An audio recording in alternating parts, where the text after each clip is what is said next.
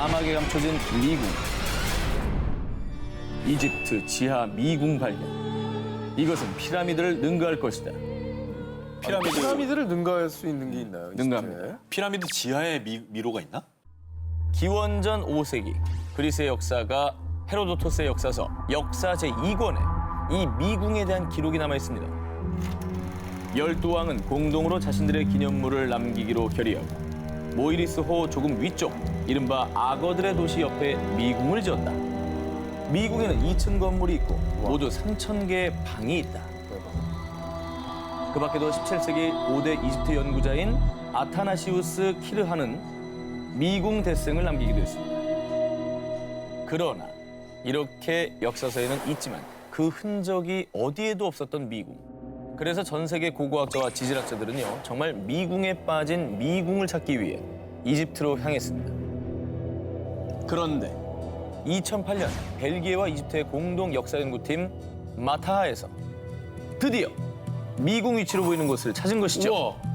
이 연구팀이 가리킨 곳은 아멘엠헤트 3세의 피라미드 바로 이곳을 미궁이 있는 곳이라 한 이유는 이 연구팀은 그간 미궁 관련 정보들을 분석해서 미궁 장소로 예상되는 후보지에서 지질 레이더 조사를 했는데요. 그런데 아멘엠헤트 3세 피라미드 앞 지하에서 인공 구조물로 추정되는 것을 발견한 것입니다. 야, 이건 엄청난 발견이네. 그렇죠. 저 미궁에 뭐가 있을지 진짜 궁금한데요. 궁금하죠? 뭔가 중요한 걸 숨겨놨을 것 같은 느낌인데. 그런데 말이야. 연구팀이 본격적인 조사에 착수하려고 하자 당장 미궁과 관련된 조사를 중단하시오. 이집트 정부와 고대 이집트 최고위원회에서 국가안보 제재를 이유로 미궁에 대한 조사를 중단하라고 요구했는데요. 그래서 연구팀은 이집트 정부에 정식으로 미궁 조사 허가를 요청했지만 묵묵부답. 이거 뭐야? 왜 그러는 거지? 결국 이집트 정부의 거센 반대에 부딪힌 마타하 연구팀은요, 아예 미궁 관련 웹사이트를 개설해 대중에게 그동안 조사한 내용을 공유했습니다. 엄청 크네요. 피라미드보다 크죠? 훨씬 크네. 지하 도시인가? 여전히 역사 속 깊은 사막에 갇힌 고된 미스터리 스팟, 이집트 미궁. 과연 연구팀이 발견한 것은 진짜 미궁일까요? 그 해답은 지금도 미궁에 빠져 있습니다. 영국을 덮친 이집트 공주의 저주. 지금으로부터 150여 년 전인 1860년대 이집트. 이집트를 찾은 어느 4명의 영국인들은 정말 우연한 기회에 귀한 유물이라는 관 하나를 구입하게 됩니다. 그런데 실제로 그들이 구입한 관은 고대 이집트의 문화재로 신분이 높은 한 여성의 미라를 넣은 관이었다는 것을 알게 됐습니다. 이 관을 구입한 4명의 영국인은 관을 구입한 직후 한 명은 이집트에서 온데간데 없이 실종됐고요. 또 한 명은 의문의 총격으로 팔을 절단. 그리고 나머지 둘은 목숨을 건졌지만 전 재산을 파산당하고 말았습니다. 그 뒤 이집트를 떠나 영국으로 옮겨져 한 재력가에게 인수됐는데요. 그런데 이 재력가의 가족 중 무려 3명이나 교통사고로 중상을 입고 집에 의문의 화재까지 발생하자 결국 이 관 때문이라고 여기고 영국 국립박물관이 대형 박물관에 기증했습니다. 결국 이 관은 언럭키 머미, 불운한 미라라고 불리며 영국 전역을 공포에 떨게 만들었는데요. 너무 끔찍해요. 이게 계속 불운이 이어지고 있으니까. 그러게, 그지? 진짜 저주가 있나 봐. 사실 이 관의 주인은 젊은 나이에 죽음을 맞게 된 이집트 공주로 내가 죽거든 나일강에 묻어라. 누구든 너를 나일강에서 멀어지게 하는 자는 죽음의 저주를 내릴 것이다. 무시무시한 저주를 남겼다는 건데요. 그렇게 박물관에서 잠든 줄 알았던 이 관이 다시 한번 전 세계를 충격에 빠뜨립니다.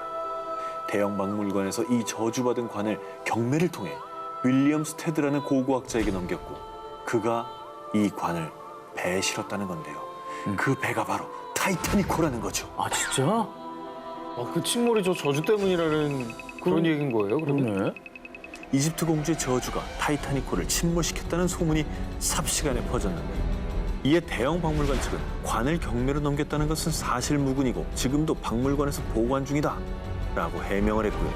하지만 저주가 진짜라고 믿는 사람들은 윌리엄 스테드가 타이타닉호에 실은 것은 관이 아닌 그 속의 미라였다고 주장하고 있다고 합니다. 이집트에서 오래전부터 내려온 전설의 미라 파라오의 저주. 그런데 말입니다.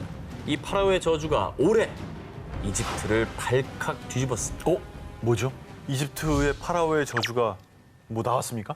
지난 3월 이집트에서 발생한 수에즈운하 좌초 사고, 국제 핵심 무역로인 수에즈운하의 통행이 막히면서 전 세계적으로 물류 대란이 발생. 그 피해액은 무려 10억 달러, 1조 1,177억 원에 달할 것으로 추정됐는데요. 그런데 사고 이후 일각에서는요. 이건 파라오의 저주다. 왕의 안식을 방해하지 마라.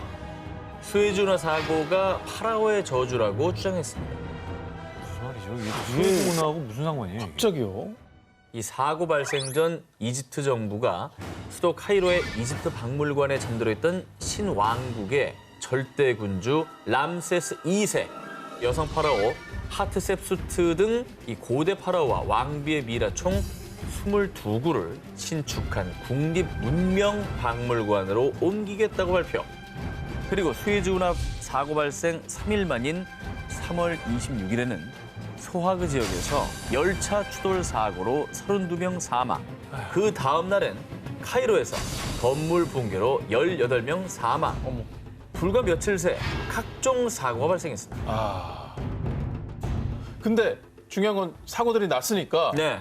저 같으면 두려워서 그냥 계획을 취소할 것 같거든요. 아하. 옮겼습니까? 현지 시간으로 지난 4월 3일 파라오 골든 퍼레이드가 진행됐습니다. 됐어요? 진행했네 그냥. 야, 진짜 국가 행사다 완전히. 파라오 골든 퍼레이드는 오케스트라와 대합창단이 장엄한 곡조를 연주하는 가운데 전통 의상을 입은 무용수들과 의장대, 군악대 행렬이 이어졌고요. 고대 이집트 파라오 장례식 때 쓰던 목선을 본뜬 운구 차량들의 행진이 거행됐습니다. 야 이거 자체가 진짜 엄청난 문화 대행사였네요. 골든 퍼레이드네 진짜.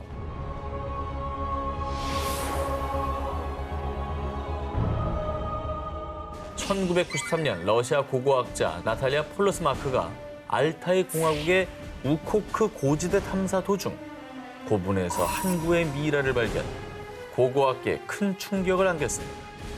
약 2,500년 전 25살에 사망한 왕족으로 추정되는 미라, 얼음공주. 당시 발굴팀은 얼음공주를 러시아로 옮겨가 연구를 진행을 했습니다. 그런데 이에 알타이 원주민들은요. 얼음 공주를 돌려달라. 얼음 공주를 노하게 하지 마라. 라며 거세게 항의했는데요. 그 이유. 전설에 따르면 먼 옛날 얼음공주가 영토를 침입한 다른 부족들과 싸우다가 전사. 하지만 사망 직전 이런 유언을 남겼다고 합니다. 나의 안식이 곧 왕국의 안식이니 나의 안식이 멈추는 날 땅이 갈라지고 하늘이 열릴 것이다. 아 유언이 저주 같아요. 무서워. 역시 뭐 파라오의 저주처럼 나의 안식을 방해하지 말라라는 내용의 저주였던 거네요. 하지만 발굴팀은 얼음공주 미라를 러시아로 가져갔습니다. 불길하다. 자, 그런데 이후 얼음공주 무덤이 있던 지역에서 지진과 홍수가 연이어 발생. 알타이 원주민들은 이것이 얼음공주의 저주라고 주장했습니다. 정말 땅이 갈라지고 하늘이 열렸네요. 그렇죠. 그러니까 홍수 나고 그런 게 딱 맞는 얘기잖아요. 지진 나고. 현실화 됐네요. 그런데 얼음공주의 저주는 이뿐이 아니었습니다. 2003년 10월 러시아 당국은 고고학적으로 가치가 큰 얼음공주 전시 계획을 발표했는데요. 그런데 러시아 당국의 발표 당일 알타이 공화국을 강타한 진도 7.3의 강진. 무려 46년 만에 발생한 사상 최악의 지진에 수천 채의 가옥이 붕괴됐고 사상자는 무려 1,800명에 달했습니다. 아니 이거는 너무 세게 왔는데요. 너무 딱딱 들이맞네. 네. 딱딱 들어맞죠. 네. 알타이 원주민들은 거대한 빈소를 짓고 얼음공주에게 용서를 비는 의식을 치르며 저주가 풀리길 기도했는데요. 심지어 알타이 정부도 러시아에 정식으로 얼음공주 반환을 요구. 결국 2012년 얼음공주는 알타이의 국립박물관으로 돌아왔습니다. 자, 그런데 2012년 또다시 알타이를 강타한 규모 5.0의 강진. 이에 알타이 공화국 원로에서는요. 얼음공주의 저주를 풀기 위해 얼음공주 미라를 재매장하자고 요구했습니다. 그런데 말입니다. 2016년 알타이 법원은 얼음공주의 부분이 훼손됐기 때문에 재매장이 불가하다고 판단. 결국 얼음공주는 제자리로 돌아가지 못했는데요. 알타이 원주민들은 또다시 얼음공주가 분노하지 않을까 지금도 그녀의 저주를 두려워하고 있다고 합니다. 독일의 저주받은 모모. 1936년 10월 독일 북서부 비렐름스하펜에서는 나치 독일의 막강한 기술력으로 탄생한 군함 샤른호르스트의 진수식이 거행됐는데요. 그런데 당대 최강의 군함 샤른호르스트의 또 다른 이름이 있었으니 바로 저주받은 군함이었습니다. 오, 왜요? 군함이 왜? 무슨 일 있었나요, 저 안에서? 1936년 10월 진수식을 앞두고 바다에 계류해 있던 샤른호르스트가 갑자기 바다로 떠밀리며 다른 소형함과 충돌하는 사고가 발생. 이 사고로 50여 명의 사상자가 발생했는데요. 그런데 여기서 더 충격적인 건요. 우여곡절 끝에 진수식이 강행됐는데 이날 축사를 낭독한 14살 소녀가 불과 며칠 뒤 사망했다는 소식이 전해진 겁니다. 그러나 저주받은 군함의 불운은 여기서 끝난 게 아니었습니다. 1939년 함포 하나가 군함 내에서 폭발. 해군 9명이 사망하는 사고가 발생했고요. 또 며칠 뒤 군함 내 포탑의 환기 장치가 고장나 12명이 질식사하는 사고까지 연이어 일어난 겁니다. 아이고야. 한두만도 아니고 한 번 사고 날 때마다 너무 많은 사람들이 죽었네요. 자, 그런데 말입니다. 샤른호르스트의 잇따른 사고에 애초에 만들어지지 말았어야 됐어. 맞아. 처음부터 불길했어. 사실 샤른호르스트 진수식이 열리기 6년 전인 1930년 건조 중이던 군함이 갑자기 균형을 잃고 쓰러졌고요. 이 사고로 60여 명의 사망자, 100여 명의 부상자가 발생했던 겁니다. 그래서 군함을 만들 때부터 진수식까지 사건 사고가 끊이지 않으면서 사람들 사이에서는 무리한 건조로 억울하게 죽은 수많은 원혼들이 군함에 저주를 내렸다는 소문이 퍼지며 애초에 만들어지지 말았어야 할 저주받은 군함으로 불리게 된 겁니다. 건조 과정에서부터 너무나 큰 사고가 있었나. 진짜 뭔가 쓰이긴 했나? 그러니까. 네, 이상한 생각이 드네요, 정말. 그리고 결국 1943년 12월 제2차 세계대전 당시 영국군의 공격으로 침몰한 샤른호르스트. 당시 무려 1,900여 명의 독일 해군이 사망했고요. 제2차 세계대전 당시 독일군의 대표 군함에서 저주받은 군함으로 기록된 샤른호르스트. 혹시 군함을 만들 때 사망했던 억울한 원혼의 저주는 아니었을까요? TV판 데스노트 모모모들의 비극. 노트에 이름이 적히면 그 사람은 죽는다는 일명 데스노트. 그런데 데스노트가 TV판으로 있다는 사실 들어보셨나요? TV판 데스노트요? 그리고 TV에 뭐 언급된 사람들이 죽는 거예요? TV판 데스노트는 바로 미국 유명 다큐멘터리 전문 채널의 리얼 다큐 데들리스트 캐치입니다. 이름도.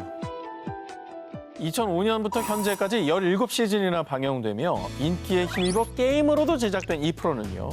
세계에서 가장 극한의 조업 환경이라는 알래스카주 베링해에서 바닷물이 얼 정도로 혹한의 날씨에 위험천만한 킹크랩 잡이를 하는 선원들의 모습을 담은 프로그램인데요.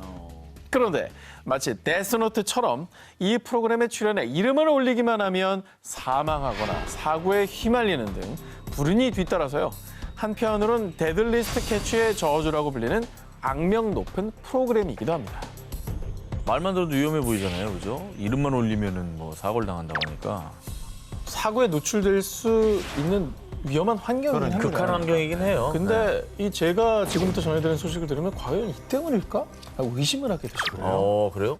데들리스트 캐치의 데스노트를 살펴보면 2011년엔 시즌 7에 출연한 저스틴 테니슨이 호텔에서 수면 무호흡증으로 인한 합병증으로 사망. 어머. 2015년엔 시즌 7 출연자 토니 라라가 수면 중 심장마비로 사망. 2018년엔 시즌 2, 3에 출연한 블레이크 페인터가 자택에서 사망했고요.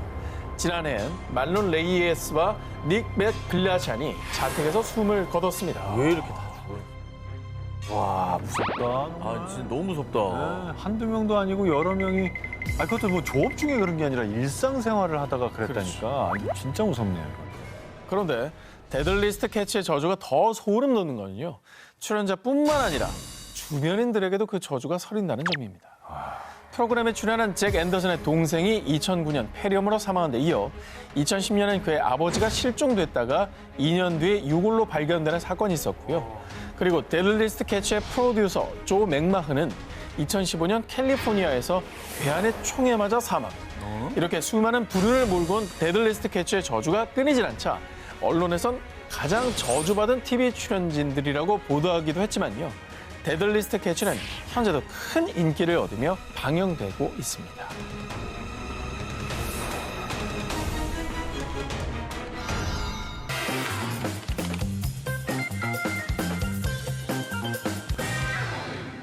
(1992년) 오스트리아 법의학 수사팀장 라이너 헨 박사 교통사고로 사망. 1993년 사랑의 커트 프리츠 등정 도중 눈사태로 사망. 2002년 오스트리아의 저명한 언론인 라이너 호엘츠 뇌종양으로 사망. 1992년부터 2002년 사이에 전해진 사망 소식들. 그런데 이 세 사람의 죽음에는 한 가지 공통점이 있습니다. 아니 사망한 시기도 좀 차이가 나고 아무 공통점도 없어 보이는데 무슨 전혀 공통점 없어 보이는데요? 사망한 세 사람의 공통점은 바로 외치의 저주에 걸렸다는 겁니다. 외치가 뭐예요? 뭐야 저거?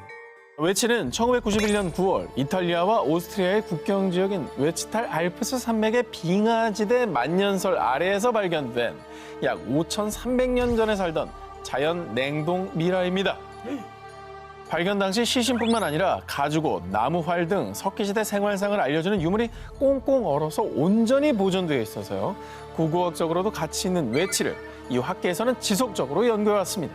근데 이게 세 사람하고 무슨 상관이 있는 거예요? 미라의 저주가 산 건가요? 가장 먼저 외치가 발견됐을 당시 현장에서 외치를 맨손으로 자루에 담아 운반했던 사람이 바로 오스트리아 법의학 수사팀장 라이너 헨 박사였습니다. 그는 외치 관련 컨퍼런스에 참여하기 위해 자동차를 몰고 가다 교통사고로 사망. 그리고 1년 뒤에는 헨 박사를 외치가 있는 곳으로 안내했던 산악인 커트 프리츠가 등정 도중 눈사태로 목숨을 잃고 말았고요. 외치 발굴 작업을 기록한 오스트리아의 저명한 언론인 라이너 호엘츠도 역시 외치 다큐멘터리를 만들어 방영하고 몇 달 뒤 뇌종양으로 사망했습니다. 근데 이게 뭐 단순 우연의 일치라고 하기엔 좀 석연치가 않은 부분이 있네요. 어쨌든 세 명이 다 그렇게 세상을 모두 떠났습니다. 다 그 발굴 작업에 함께했던 동료였고요. 각기 다른 위치에서 다른 사인으로 결국 사망에 이르게 된 겁니다. 근데 발굴 작업에 이 세 명만 있을 것 같진 않았는데. 그러니까 외치의 저주는 여기서 끝나지 않았습니다. 1991년 당시 외치를 가장 처음 발견했던 헬무트 시몬 역시 2004년 산에서 조난된 후 8일 만에 산악지대 한 개울가에서 숨진 채로 발견됐고요. 그리고 더 놀라운 건 시몬의 장례식이 있고 1시간 뒤 시몬을 찾아다녔던 조수 디터 워네크까지 심장마비로 갑작스럽게 사망. 그리고 2005년 4월에는 외치 발굴의 조사 단장이었던 고고학자 콘라드 스핀들러까지 병환으로 사망. 어휴. 그로부터 6개월 뒤에는 외치 연구를 해온 톰 로이 박사가 자택에서 숨진 채 발견. 이렇게 14년 동안 외치의 발굴과 연구에 참여한 사람 중 사고나 질병으로 사망한 사람이 무려 7명. 이에 일각에서는 일련의 사건들이 모두 외치의 저주라고 주장했습니다.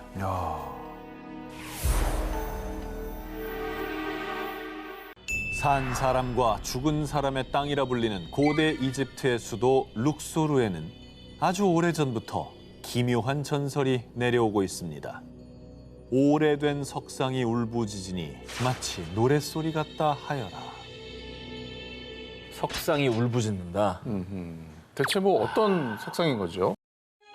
고대 이집트 18대 왕조의 파라오 아멘호테프 3세의 명으로 건설된 석상, 이른바 멤논의 거상에 얽힌 전설.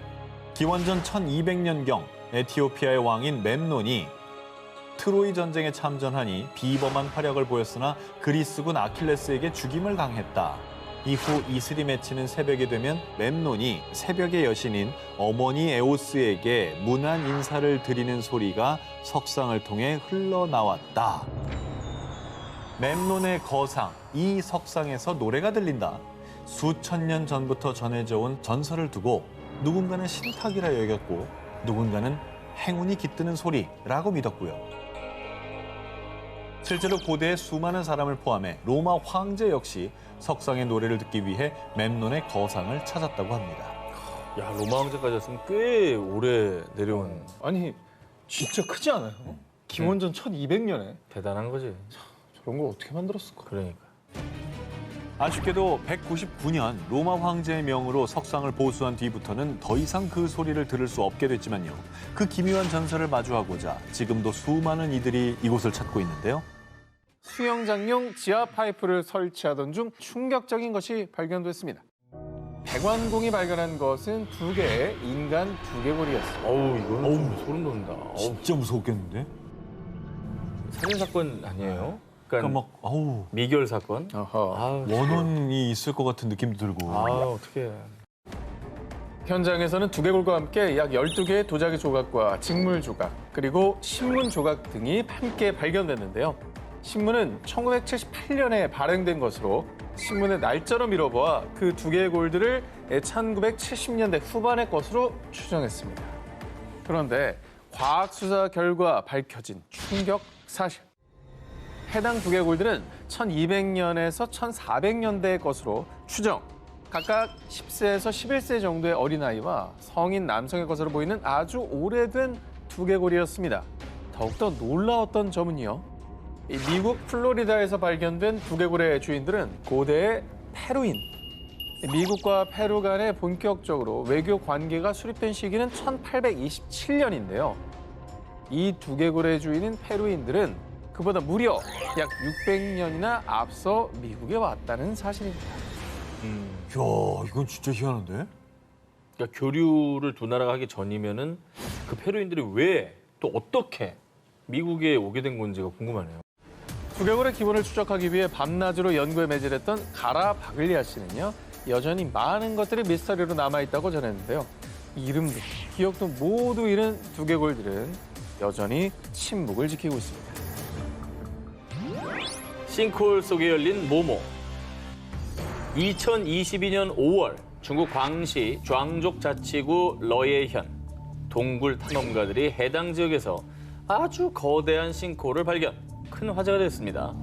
깊이는 무려 192m에 달하고요. 면적은 축구장 3개 면적과 맞먹는 어마어마한 크기였습니다. 190m 막 한참 내려가는 거잖아. 엄청난 거죠. 엄청나죠. 세계적으로 거대한 싱크홀은 또 몇 개 있잖아요. 네. 문제는요, 싱크홀의 크기가 아니었습니다.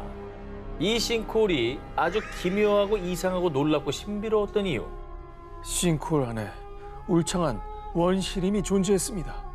싱크홀 안에서 또 다른 지하 세계 원시림이 발견된 것입니다. 저거야? 네. 저 아래 봐요.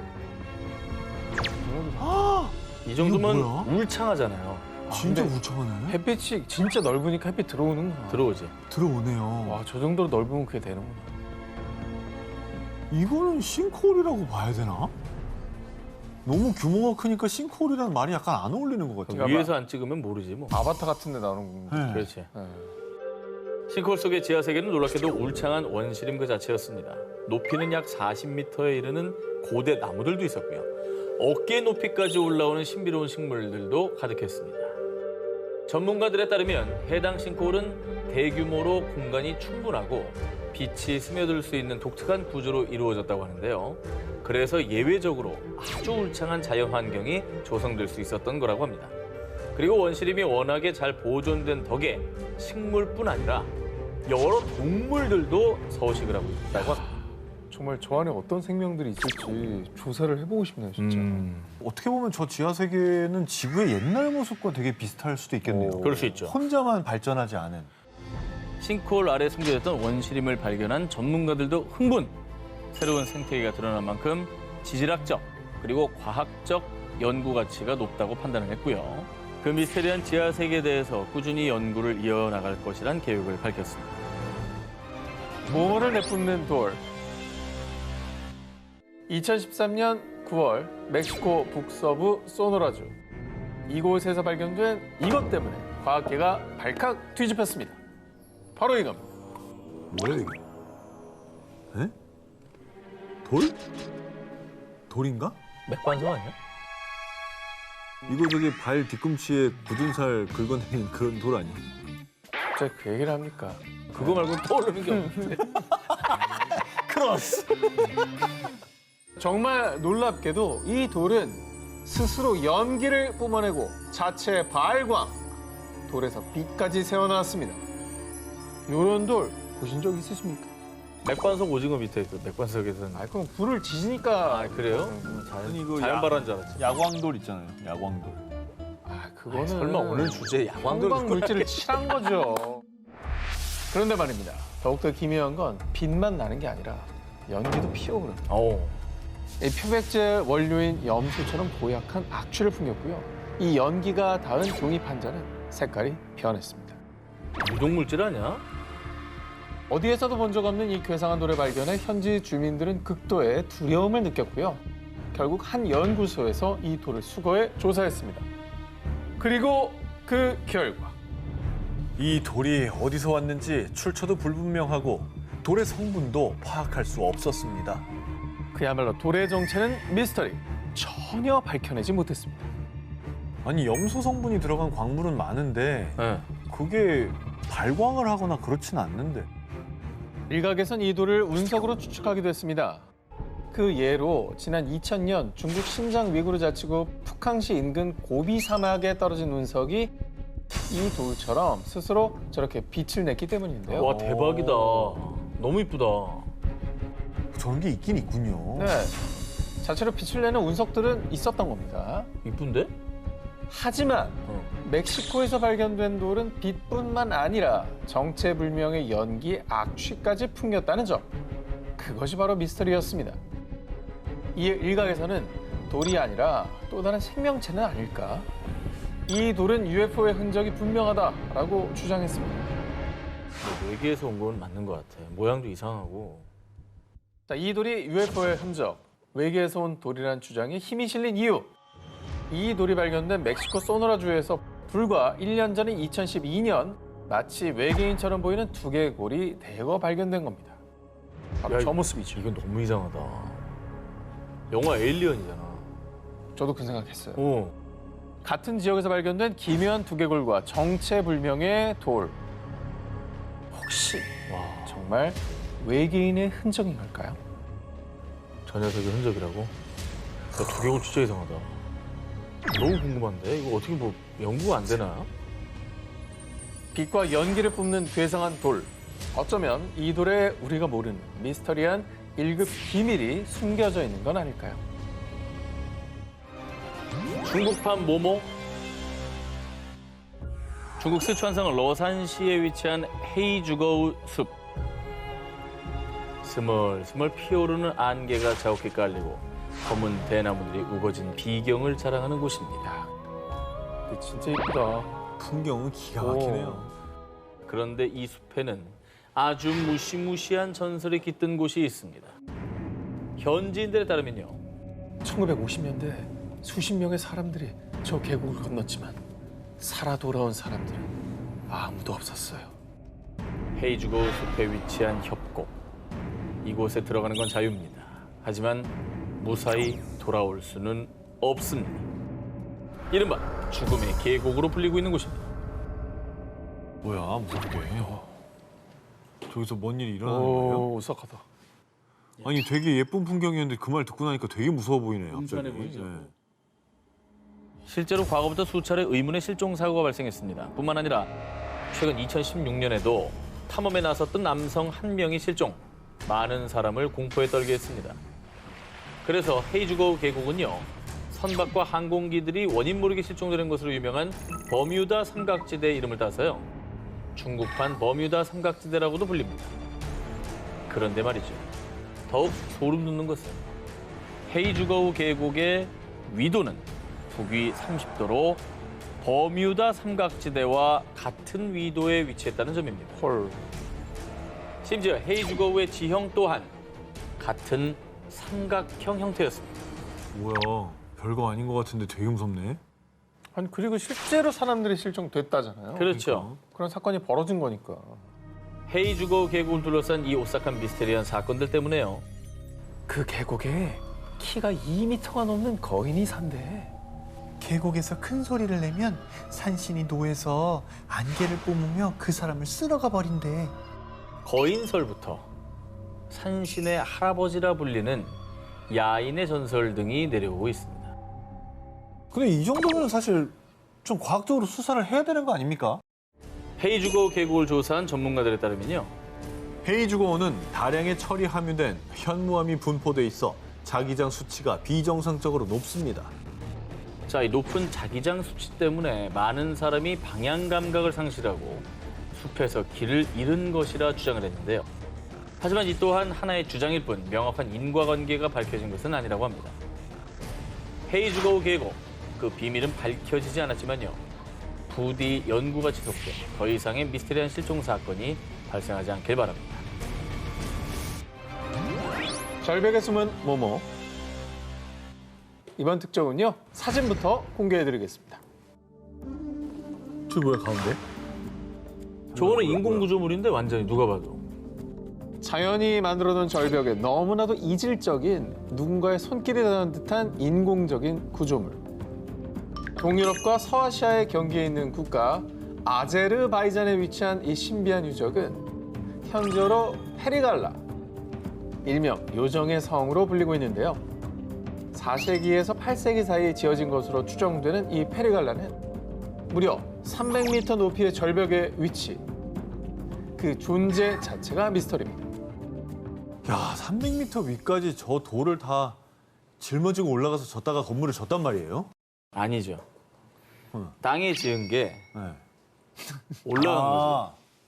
지층의 영향으로? 지층의 영향으로 막 부딪히고 융기하고 뭐 이러면서 저 정도 지각 운동이면은 몇억 년 전에 발생을 했을 텐데 이게 인류 문화사를 새로 쓰는 그런 발견 아닙니까? 그래서 놀라운 기사라. 아니 그렇잖아. 저걸 누가 저기까지 올라가서 짓냐고. 그 땅이 없는데 말이 안 되지. 페리갈라는 워낙 외진 곳에 있는 데다가 원래 있었을 것으로 추정되는 계단마저 파손. 사람의 발길이 거의 닿지 않은 곳입니다. 그래서 이 페리갈라를 누가 만들었으며 대체 어떠한 곳인지 그 정체는 한동안 미궁에 빠져 있었는데요. 인간의 발길을 쉽사리 허용하지 않은 페리갈라. 그런데 1970년대 아제르바이잔의 레슬링 챔피언인 맘마드 다루도브가 이 페리갈라에 입성. 드디어 베일에 쌓여있던 페리갈라의 실체 한 발 더 다가갈 수 있었는데요. 그의 주장에 따르면 페리갈라엔 총 5개의 방이 있었는데 2방은 안쪽에 있어서 볼 수 없었지만 3개의 방은 창문이 있었습니다. 실제로 페리갈라 주변에 석회암이 마모된 것으로 보아 이곳에 누군가 오랫동안 살았다는 것으로 추측할 수 있었습니다. 아니 저길 또 왜 살아? 난 참 정말 저기 올라가는 것도 힘들었겠지만 저길 또 들어가서 하는 건 더 힘들었을 거 아니에요. 뷰가 좋잖아요. 약간 유배지 아니에요? 유배지? 유배질 누가 저리 화력이죠. 페리갈라에 대한 궁금증은 여전했지만 지형이 워낙 험한 탓에 이 종교적 건물일 것이다 혹은 감옥이다 하는 추측만 난무할 뿐 대대적인 조사도 이루어지지 않았는데요. 그렇게 미궁에 빠져있는 페리갈라. 그런데 말입니다. 현지에서는 이 페리갈라에 대한 한 가지 전설이 있다고 합니다. 과거 몽골의 징기스칸이 이 지역을 점령, 페리라는 이름의 소녀를 아내로 삼으려 했다는데요. 이에 페리는 칭기스칸의 손이 닿지 않는 높은 절벽 위에 성을 쌓고 칩거. 와. 하지만 몽골군이 절벽 아래에서 진을 치고 기다리자 페리는 스스로 성에서 뛰어내려 삶을 마감했다고 합니다. 얼마나 싫었으면 저기까지 올라가 있나. 그래서 페리의 이름을 따서 페리갈라다. 인간의 발길을 거부하는 요정의 성 페리갈라. 이 성이 지키고 있는 비밀은 대체 무엇일까요? 태평양 한가운데에 자리한 미크로네시아 연방의 섬 폼페이에 대해 들어본 적 있으십니까? 아니 폼페이 미크로네시아도 모르겠고 폼페이도 모르겠는데. 거기 이제 약간 조그만 섬 아니에요? 조그만 섬들 모여있는. 네, 그 중에 하나. 우리에게 많이 알려진 곳은 아니지만요. 이 폼페이의 남동부 테멘섬 연안에 오세아니아 최대 규모의 고대 해상 유적지가 있습니다. 일명 난마돌이라 불리는 이 섬은 자연적으로 형성된 게 아닙니다. 고대의 산호초 위에 건설한 인공섬들인데요. 와. 17세기까지 폰페이를 지배했던 사우델레 우르 왕조가 건설한 것으로 추정, 석조 궁전, 사원, 영묘 등 당대 찬란했던 문화를 짐작케 하는 방대한 규모의 유적이 남아 있습니다. 저거를 바다 위에다 만들었다고? 어떻게? 대단하다 진짜. 이 난마돌은 존재 자체가 미스터리. 난마돌은 길쭉하고 거대한 현무암 기둥을 최대 15m 높이로 쌓아 올려 축조되었는데요. 그렇게 축조한 인공 섬의 수가 무려 92개. 와. 가장 큰 인공 섬은 사방 100m에 달합니다. 아유, 이 어마어마한 규모의 난마돌을 건설하는 데 필요한 석조의 양은 자그마치 40만 톤. 대체 누가 이 엄청난 양의 돌들을 가져왔을까요? 어마어마한 노예들이 동원됐을 거예요. 바다에다 어떻게 저게 되지? 저희 바다가 잔잔한가요, 저희가? 잔잔한다 한들. 저 40만 톤의 돌을 어디서 가져왔나요? 어디서 가져올 거야 또. 그거 어디서 가져와? 자, 바로 그게 미스터리입니다. 난마돌은 방사성 탄소 연대 측정 결과 12세기 무렵부터 축조, 폰페이 섬의 화산 폭발로 형성된 이 현무암으로 축조했을 것으로 추측하는데요. 폰페이 섬에서 이 난마돌까지의 거리는 무려 그렇다면 대체 누가 어떻게 그 무겁고 방대한 양의 돌들을 운반했는지 그 미스터리는 여전히 풀리지 않고 있습니다. 저 어떻게 했죠? 무게도 무게인데 일단 이동 수단이 뭐냐는 거예요. 폼페이 원주민들 사이에서는 오래전부터 이 난마돌에 얽힌 기묘한 전설이 내려오는데요.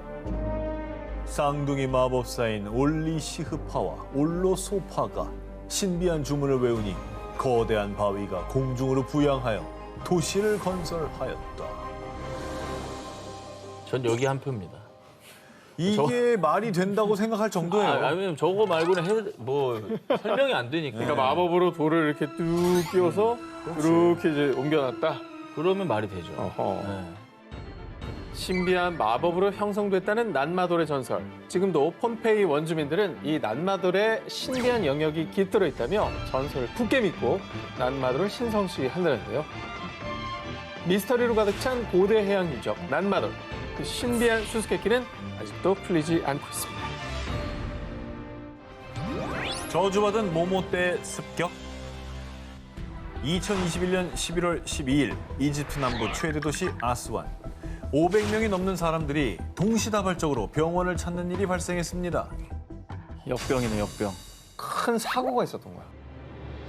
수백 명의 사람들이 병원을 찾기 전 아스완에는 천둥이 치고 우박이 쏟아지는 등 이례적인 폭풍우가 몰아쳤는데요. 건물들이 부서지고 도로가 파괴, 또 전기까지 차단됐을 정도로 그 파급력은 어마어마했습니다. 기상이변 때문이야. 하지만 이 매서운 폭풍우는 재난의 서막에 불과했습니다. 지금까지 이런 일은 없었어요.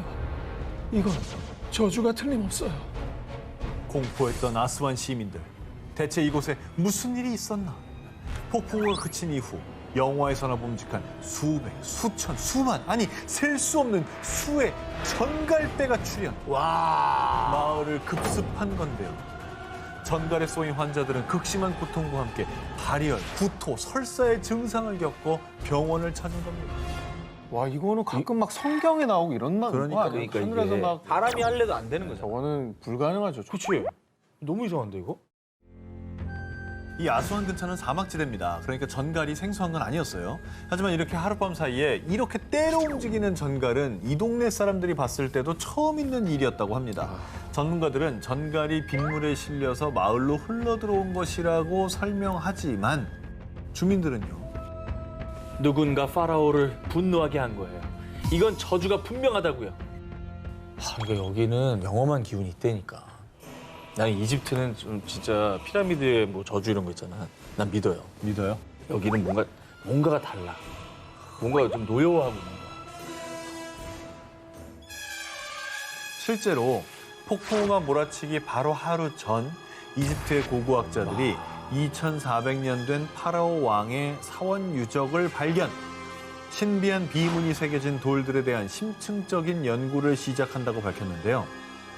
이에 전갈대의 저주가 파라오의 저주와 연관이 된 게 아닐까 추측한 건데요. 맞아. 화가 나신 거야. 파라오의 저주는 뭐 가장 유명한 저주 중에 하나죠. 이렇게 무덤을 도굴한 사람들이 다 죽음에 이르렀다는 등 뭐 그런 계통의 이제 저주가 아닐까라고 이제 사람들이 많이 두려워하고 있나 봐요. 갑작스런 폭풍우와 그 후 급습한 전갈대. 정말 안녕을 방해받은 파라오의 저주였을까요? 아, 난 맞다고 봅니다. 난 맹신이에요. 움직이는 관의 진실. 박물관도 아닌 무덤 속 관들이 살아있다면 믿으시겠습니까? 아니 뭐 영화도 아니고 박물관 관이 어떻게 살아있습니까? 움직이는 관의 진실을 찾아 지금부터 저와 함께 떠나보시죠. 1812년 중남미 바베이도스. 당시 이곳으로 이주한 영국 출신 귀족 토머스 체이스는 생을 마감하면 가족묘에 안치되길 바랐습니다. 그가 사망한 후 그의 관을 안치하기 위해 체이스 가문의 가족묘인 지하 납골당의 문을 여는 순간 밀폐된 납골당 안에 안치돼 있던 100kg에 달하는 관들이 서 있거나 기울어져 있는 등 제자리에서 벗어나 흩어져 있었습니다. 무서워. 아, 근데 그러면 도굴꾼이네요. 도굴하려고 막 다 뒤지고 세우고 막 했겠지. 막 그러면 뒤지고. 귀족 가문이니까 관 안에 뭔가 규정을 넣어놨을까봐 이제 막 뒤지다 보니까 저렇게 된 거 아닙니까? 보석류를 막 찾은 거죠. 도난당한 물품이 있었던 것도 아니고요. 또 몇 년 동안 지진에 대한 기록도 없었다고 합니다. 사람들은 노예들을 착취했던 악덕 농장주 체이스 가문의 원한이 있는 누군가의 소행이라고 생각. 체이스의 관을 안치한 뒤 납골당을 더욱 치밀하게 봉인했습니다. 그런데 바로 다음 날 새벽 체이스 가문의 납골당에서 빛과 소리가 난다는 제보가 이어졌고요. 5명에서 7명이 힘을 모아야 할 만큼 단단하게 봉인된 납골당의 문을 뜯어낸 후 또다시 사람들을 놀라게 한 오싹한 광경. 무덤 속 관들이 240도 기울어져 있는 등 또다시 제자리를 이탈해 흐트러진 모습이었습니다. 아, 봉인을 했다면서요? 네. 근데 또 누가 들어온 거예요? 원한이 있는 무슨 세력의 짓인가? 당시 납골당에는 외부의 침입 흔적은 물론 목격자나 비밀 통로 또한 없었습니다. 이에 흉흉한 소문들이 퍼지자 당시 바베이도스 총독은 민심을 잠재우기 위해 범인 잡기에 돌입. 납골당 바닥에 석회가루를 뿌리고 시멘트를 바른 문에는 사람들이 쉽게 접근할 수 없도록 당시 바베이도스를 통치했던 영국 정부의 공식 봉인까지 붙이는 등 사건의 실상을 파헤치기 위해 총력을 다했습니다. 그리고 1년 뒤 사람들을 안심시키고자 다시 납골당의 문을 열었습니다. 다행히 석회가루 또 영국 정부의 봉인은 훼손당한 흔적 없이 그대로였는데요. 하지만 이번에도 관들은 아무런 흔적도 남기지 않은 채 또다시 자리를 이탈해 뒤엉켜 있었습니다. 지금까지도 여전히 풀리지 않는 수수께끼로 남아있는 바베이도스의 움직이는 관. 과연 그 진실은 무엇일까요? 수세기 동안 건재한 목탑의 비밀. 중국에서 현존하는 목탑 중 가장 높고 오래된 것으로 유명한 불공사 석가탑. 일명 응현 목탑은 높다. 높이가 67.31m입니다.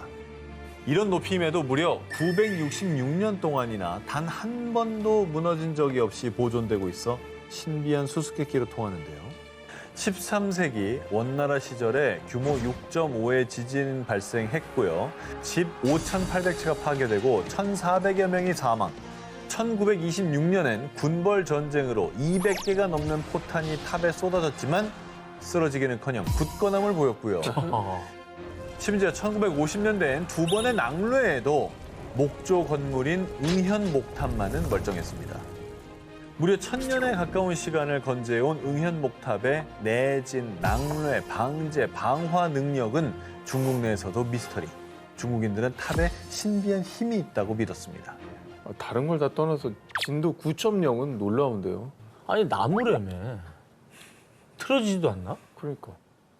한간에 전해지는 전설에 따르면 석가모니께서 탑을 보호하고 계신다. 하늘에서 탑을 만든 노고를 치하하고자 탑을 영원히 보존하기 위해 용왕과 불의 신을 보내셨다. 1966년과 1974년에 걸쳐 탐내에서 2개의 치아를 발견.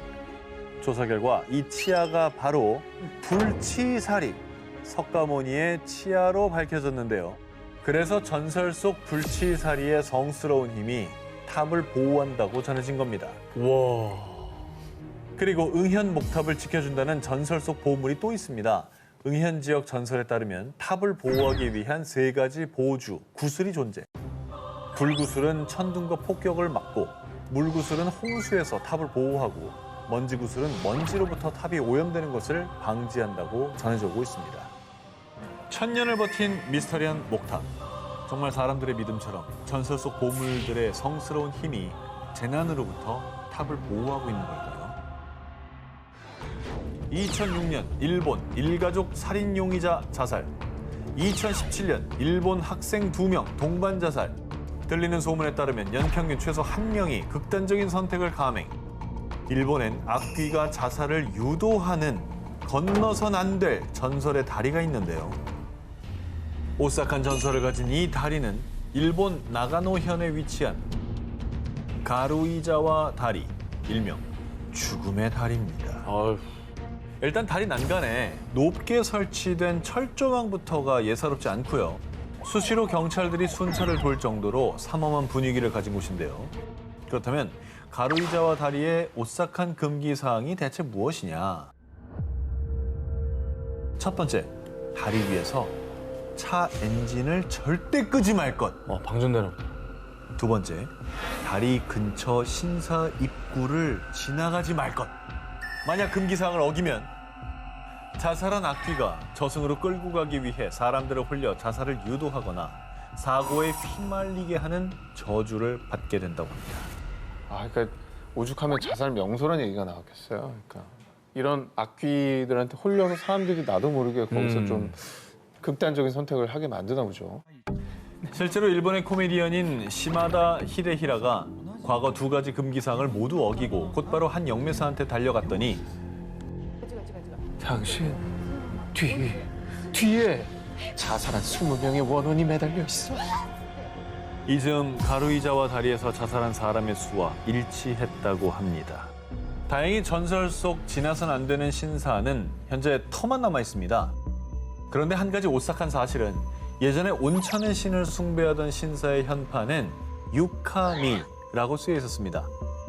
세월이 흘러서 글자가 지워져서 신의 왼쪽만 남아 있는 건데 볼시죠. 네, 이 뜻이 죽어라는 뜻이래요. 그런데 신사가 없어진 후에도 심지어 금기사항을 어기지 않았음에도 그냥 다리를 지나갔을 뿐인데 안개 너머로 손짓하는 악귀를 목격했다든가 아하. 귓가에 속삭이는 악귀의 목소리가 들렸다든가 스마트폰과 내비게이션 고장 등 각종 오싹한 일들이 발생. 가루이자와 대교는 일본의 유명한 영매사들도 2손 2발 다 들기로 악명 높다고 합니다. 지구 안에 또 다른 세계. 태양계에서 유일하게 생명체가 사는 행성으로 알려진 지구. 그런데 말입니다. 만약 지구 내부에 또 다른 문명이 있고 그 세계에 또 다른 생명체들이 살고 있다면 믿으시겠습니까? 이거는 제가 어렸을 때 읽은 SF 소설에 나오는 내용입니다. 허무맹랑합니다. 허무맹랑해요. 예. 정말로 황당무계한 이야기지만요. 지구 속에 또 다른 문명과 생명체가 존재한다고 믿는 사람들이 있습니다. 그들은 지구 내부가 내핵, 멘틀로 꽉 차 있는 것이 아니라 속이 비어 있으며 그곳에 또 다른 세상이 존재한다는 일명 지구 공동설을 주장하고 있습니다. 자, 과연 이들의 주장은 상상에 불과한 것인지 아니면 새로운 악설일지 지구 공동설의 실체 지금부터 살펴보겠습니다. 지구는 크기에 비해 질량이 지나치게 가볍습니다. 지구는 표면적이 약 5억 1천만 제곱킬로미터에 질량은 약 60해톤인데요. 그야말로 지구 공동설을 주장하는 이들은 지구가 크기에 비해 생각보다 가볍다고 한다면서 이들은 지구 내부가 비어있기 때문이라고 주장했습니다. 근데 뭐 질량이 작다고 해서 지구 속이 비어있다라고 단정 내리기에는 근거가 너무 부실하다라고 생각되는데 뭐 다른 건 뭐 없습니까? 설마 그것만 있겠습니까? 자, 그렇다면 이번에는 사진으로 보여드리겠습니다. 지금 보시는 이 사진은요. 1968년 11월 23일 기상위성 에사가 찍었다고 알려진 북극해의 사진인데요. 누가 저기다 구멍 뚫어놨네요? 자, 북극해에 존재하는 저 미스터리 존. 지구 공동설을 주장하는 이들은 저 구멍이 북극해 구멍난 부분이 지구 속과 밖을 통하게 하는 입구라고 주장을 했습니다. 이를 뒷받침하기라도 하듯이 1997년 1월 미국과 러시아가 40여 년 동안 군사 목적으로 수집한 북극해 비밀 정보를 공개. 자, 그렇게 그린란드와 노르웨이 북단 사이의 북극해에서 물이 빠지는 통로인 굴뚝의 존재가 밝혀진 바가 있습니다. 아 진짜? 뭐가 있나 그런 줄 아네? 정말 믿기 힘들지만요. 지구 내부에 다녀왔다는 사람이 있었습니다. 내가 배를 타고 가다가 우연히 그곳에 가게 됐는데 그곳에는 키가 3m 이상 되는 거인족들이 살고 있었어요. 노르웨이 출신 올랍 얀센이라는 남성은 북극해로 향하던 도중 우연히 지구 내부로 들어갔고 2년 반 동안 살다 나왔다면 생생한 경험담을 전했는데요. 그가 목격한 지구 내부의 세상의 모습은 아주 놀라웠습니다. 그곳에 사는 인간의 수명은 무제한, 그리고 나이도 본인 스스로 설정 가능. 뿐만 아니라 문화와 과학은 현재 지구에 살고 있는 곳보다 수천 년 앞서 나가 있고 공룡과 같은 멸종 동물이 그 세계에 아직 존재한다고 주장했는데요. 사실 지구 공동설에 대한 논란을 가장 확실히 불식시킬 수 있는 것은 지각을 뚫고 직접 지구 내부로 들어가는 것이지만요. 지각의 평균 두께는 35km입니다. 그런데 인간이 뚫은 지각의 한계는 12km에 불과해서요. 그래요? 지구 공동설을 직접 와서 눈으로 확인하는 건 현재로서는 불가능한 상황입니다. 과연 지구 속의 또 다른 지구는 실존하는 걸까요? 아니면 그저 호기심 어린 상상력의 결과물일까요?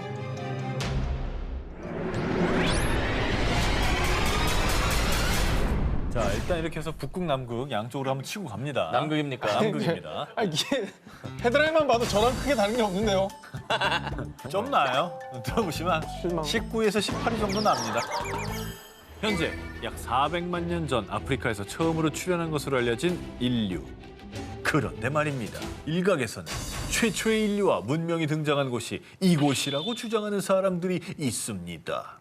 바로 내륙의 연평균 기온 영하 55도, 지구상에 남아있는 마지막 원시 대륙이라 불리는 남극입니다. 아니 사실 지금도 혹한의 환경으로 일부 연구원만 연구 목적으로 상주하고 있는데 저기서 사실 문명이 나올 수가 있나요? 저렇게 추운 곳에서. 2012년 9월 전 세계 언론에서 보도된 충격적인 내용. 남극에서 피라미드 발견. 그러니까. 지금까지 그 어떤 문명이 존재한 적이 없다고 알려진 남극에서 인공 구조물인 피라미드가 발견됐다?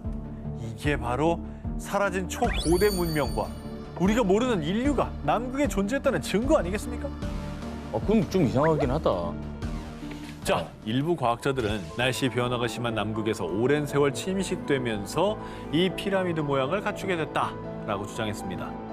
그러나 일각에서는 대부분 산은 험준한 산맥에 위치하고 있는데 남극에서 발견된 피라미드는 평평한 지형에 있기 때문에 자연 형성된 산이 아니라고 반박에 나섰습니다. 그러면 또 얘기가 달라지네요. 그러니까. 그렇죠. 산맥 안에 있는 게 아니라는 거잖아요. 그렇죠. 주변이 다 평평합니다, 지금.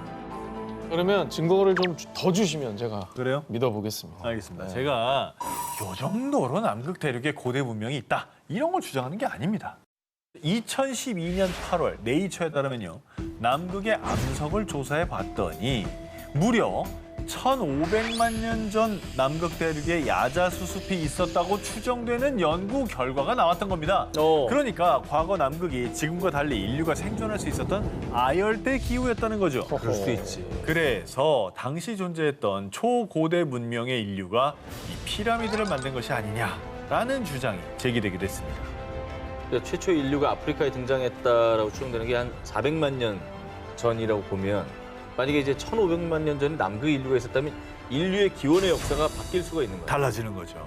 네. 게다가 2018년에는 남극 대륙에 존재했던 고대 인류가 완전히 사라진 것이 아니라 어쩌면 남극 대륙 아래에 여전히 존재할 수 있다는 주장이 제기됐는데요. 바로 SNS에 게재된 한 영상 때문이었습니다. 한 남성이 남극 빙하에 90m에 달하는 구멍을 뚫은 뒤 얼음 조각을 던졌습니다. 이때 나는 소리를 들어보십시오. 약간 총소리? 이펙트? 이펙트 같은 소리가 났죠? 총소리? 마치 누군가가 위협을 느끼고 자신들만의 세계를 지키기 위해 총을 쏜 것이라는 주장이 제기되게 됐습니다. 과연 남극의 대륙 아래에는 어떤 비밀이 숨겨져 있는 걸까요? 어쩌면 우리가 찾은 문명의 역사는 알려진 것보다 훨씬 오래전에 시작된 것은 아닐까요?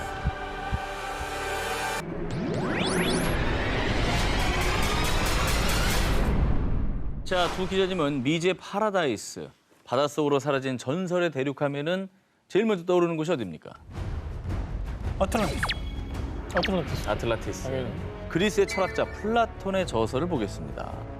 헤라클레스의 기둥 저편에 아주 큰 아틀란티스라는 섬이 있다. 사방에 금과 은 등으로 부가 넘쳤고 과학이 고도로 발달한 해군 대국이다. 하지만 아틀란티스는 하루아침에 바닷속으로 침몰, 인류 역사 속에서 사라졌다고 합니다.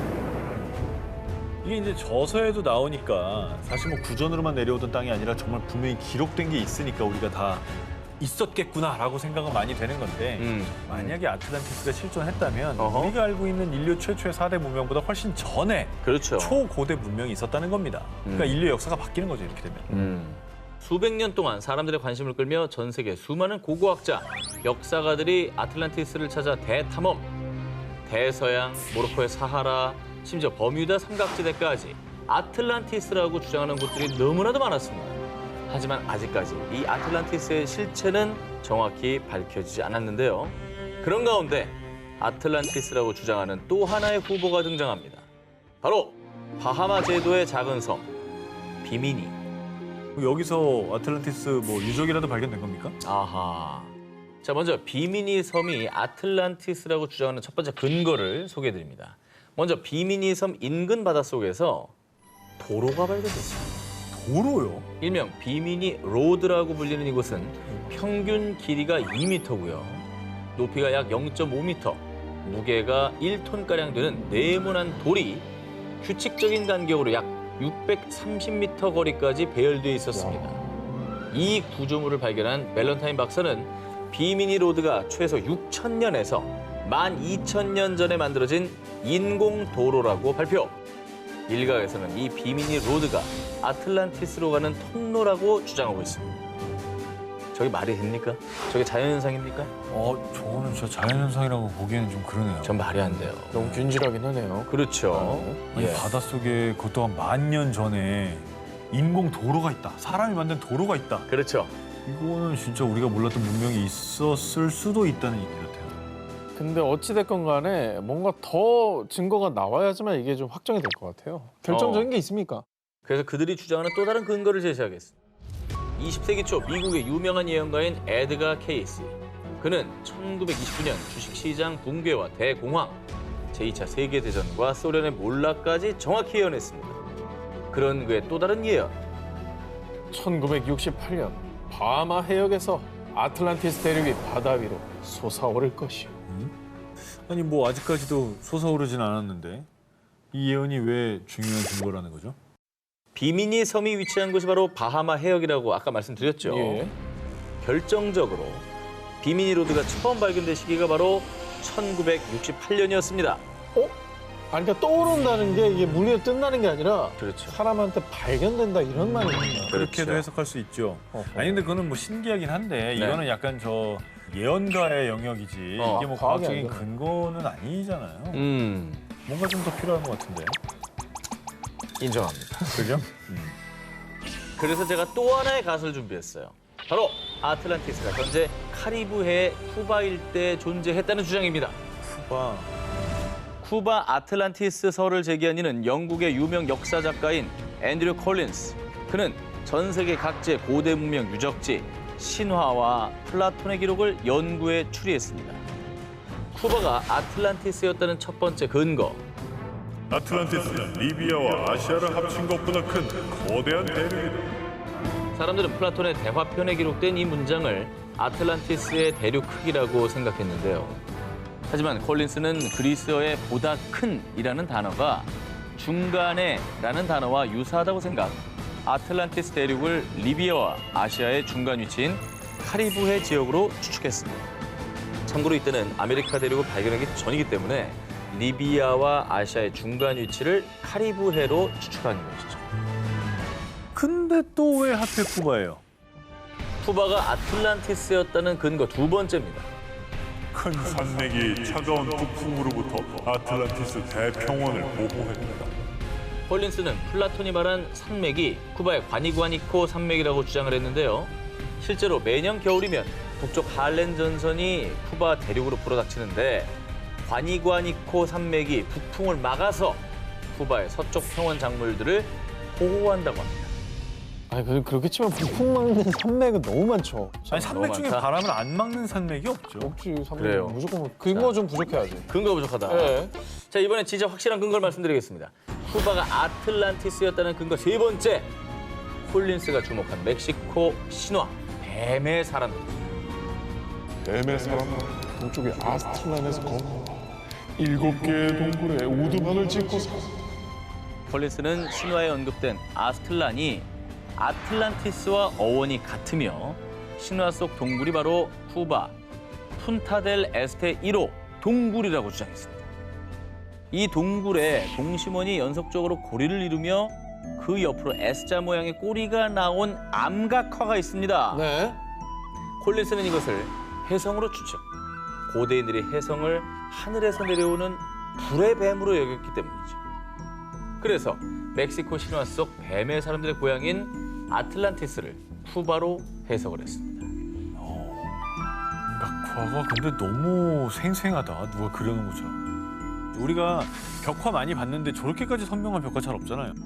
하지만 아틀란티스가 쿠바였다는 콜린스의 주장에 대해 일각에서는 전설과 추론일 뿐이다 라며 반박을 했는데요. 도무지 찾을 수 없어 존재 자체에 대한 의문까지 제기된 사라진 전설의 대륙 아틀란티스. 그것은 플라톤의 상상이 만든 전설의 섬일까요? 그게 아니라면 과연 어디에 존재하고 있는 곳일까요? 신화 속 이것이 실제 있다? 영화 인디애나 존스 속 고대 유적지들에는 침입자들을 물리치기 위해 설치된 무시무시한 함정들이 가득합니다. 그런데 말입니다. 영화 속에나 등장할 법한 쉽게 사람의 접근을 허락하지 않는 고대 유적의 함정이 터키에서 발견됐습니다. 2013년 4월 이탈리아의 한 대학교 고고학과 프란체스코 단드리아 교수 연구팀은 터키 남서부 파무칼레 인근에 폐허가 된 한 사원의 유적을 탐사하던 중 섬뜩한 것을 발견했습니다. 어? 왜 새들이 여기에 다 죽어 있지? 그런데 이상한 것은요. 새들이 아무런 외상도 입지 않은 상태였다는 점입니다. 그 기이한 현상을 조사하던 연구팀은 이 동굴의 입구가 고대 그리스 로마 신화 속에 등장하는 지옥의 문일 것이다 라고 추측을 했습니다. 그 머리 새 딸린 개 있는 지옥의 문이요? 케르베로스. 케르베로스. 연구팀이 그렇게 추측한 이유. 기원전에 활동했던 그리스 역사학자였던 스트라보는 그리스 로마 신화 속 지옥의 문에 대해 이렇게 묘사했습니다. 그곳은 안개와 진기로 가득 차 있어서 간신히 앞을 볼 수 있다. 또한 어떤 동물도 죽음을 피해갈 수 없는데 잠수를 떨어뜨려 보니 곧장 죽는 것을 목격했다. 그 증기가 뭔가 독가스. 질식사죠. 그렇다고 한다면 입구에 있는 새도 이런 이제 독가스 때문에 죽은 거. 뭐 그렇게 추측을 해야 되나? 자, 그래서 2018년에 독일의 한 대학교 연구팀이 가스 분석기를 사용해 동굴을 탐색을 해봤습니다. 네. 그 결과 동굴의 가장 아래쪽은 무려 91%에 달하는 고농축 이산화탄소가 낮게 깔려 있다고 하고요. 오, 독가스 맞네. 그렇죠. 동굴 입구 근처에서도 최대 53% 정도의 이산화탄소 농도가 방출되는 것을 확인했습니다. 이야, 아니 53%면 질식사하죠. 높긴 높아요. 되게 높을 수 90 있죠. 몇 프로는 뭐. 고농축입니다. 연구팀은 사원터, 욕조, 계단 등도 발견됐으며 이들 유적도 고대 신화의 묘사와 일치한다고 밝혔는데요. 심지어 이 동굴 근처에서 지하 세계를 다스리는 신 하데스와 그의 아내 코레를 상징하는 문양이 새겨진 대리석 기둥을 발견. 이 동굴을 조사하던 프란체스코 교수는 과거 성직자들이 이 동굴에서 동물들을 죽이고 신을 모시는 제사를 지냈을 것으로 추측. 이 동굴은 하데스, 명왕성의 이름을 따 플루토니온이라고 불리고 있습니다. 그리스 로마 신화 속 지옥에는 과연 이 문을 지나면 어떤 세계가 기다리고 있을까요?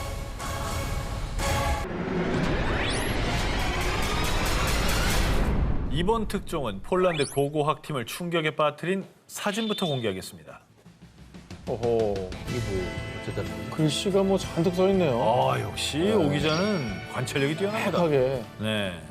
글씨는 뭐 당연히 있지 않았을까요? 전 기자가 이게 뭐지 하는 사이에 이게 뭐지가 뭐냐면 저 해석을 하고 있었던 거예요. 아, 그럼 뭐 한 줄, 글씨는 당연히 있고 한 줄이라도 좀 가능하겠습니다. 오늘 뭐 날씨가 화창한 편이었다가 있는 거 같아요. 그래요? 근데 여기다 왜 이렇게 다 써놨어요? 저 글들을.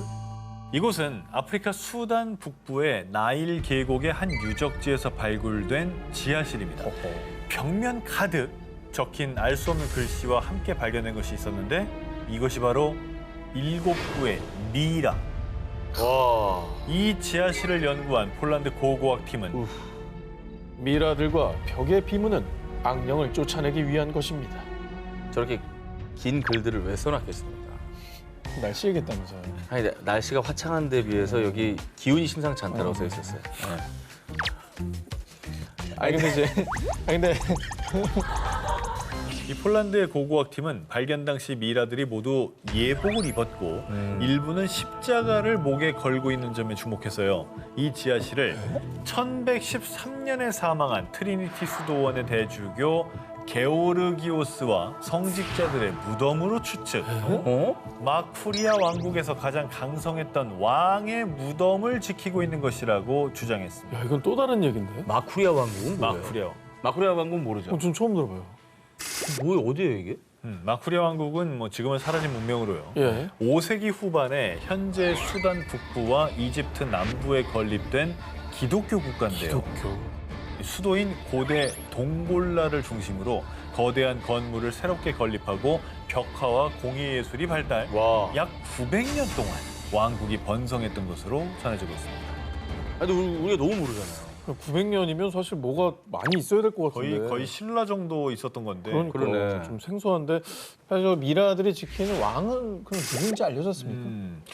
그런데 말입니다. 마쿠리아 왕국은 1365년에 일어난 내전으로 왕조가 쇠락, 그리고 1560년대에 오스만 제국에 점령당하며 완전히 역사 속으로 사라졌는데요. 네. 그리스어와 콥트어로 작성돼 있는 벽의 비문들을 조사한 결과 하나님과 천사의 이름, 주기도문 등 성경 복음서 일부와 성모 마리아의 마지막 기도문으로 해석.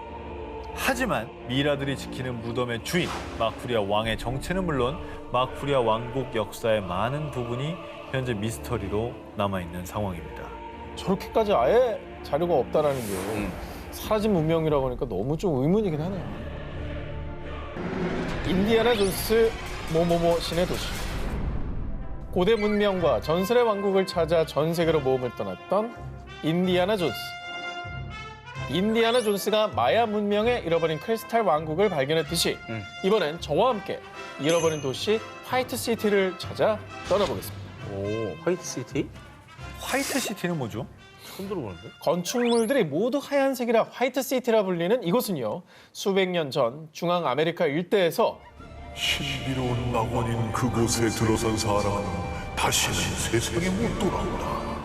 그리고 16세기 중남미 아스테카 문명을 정복한 탐험가 에르난 코르테스의 편지에서 그 존재를 처음으로 언급. 그 뒤 많은 고고학자들은 반인반묘, 원숭이 신이 지배하는 화이트 도시가 존재했다고 여겼고요.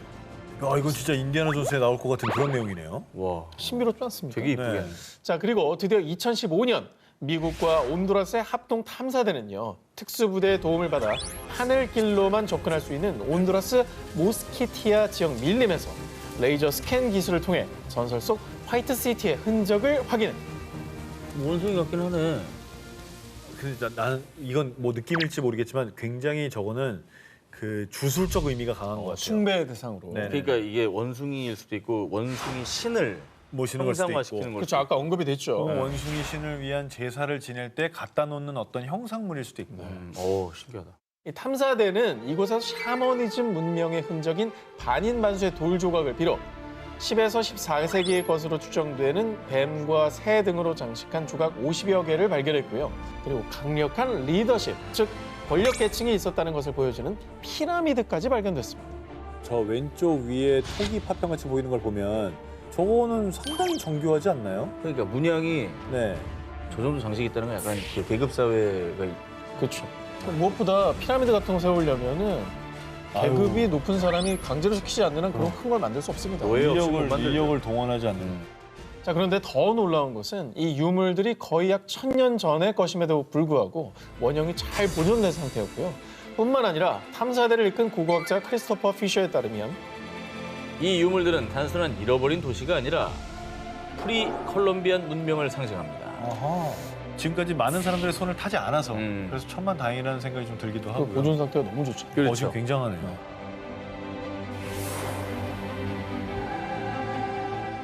'모래 속 잃어버린 도시 발견'. 6세기경 페르시아에서 전해지는 이야기를 담은 설화 아라비안 나이트.